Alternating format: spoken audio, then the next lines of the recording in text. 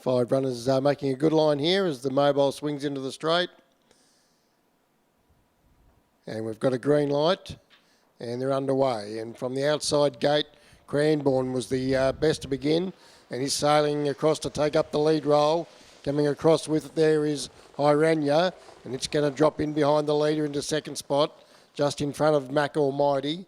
Then came Tasma Flash, and caught just out in the bleachers there in the early part was National News, and it had to go back to the tail of the field.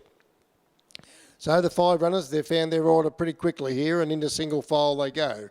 And down the back straight on the first occasion. And David Aiken has this one up in front, travelling nicely, and that's Cranbourne. Leads by 4 metres. From in second spot is Hiranya. In third position is Mac Almighty. Then came Tasma Flash, and at the tail of the field, seeing them all, is National News. Swinging off the back straight, and putting him up and down and travelling nicely in front is Cranbourne. Kept him rolling here in front, David Aiken with this one. Leads by 4 metres.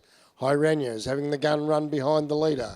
In third position is Mac Almighty. Then came Tasma Flash, who is second last, and at the tail of the field is National News.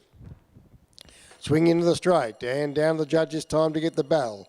And with it ringing in their ears, it's Cranbourne.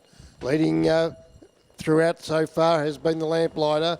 Still has a margin of 4 metres over Hiranya, who's sitting quietly on the leader's back. In third position is Mac Almighty. Then came Tasma Flash, and still at the tail of the field is National News, and there's been no change in the order as they go inside the 800 metre peg.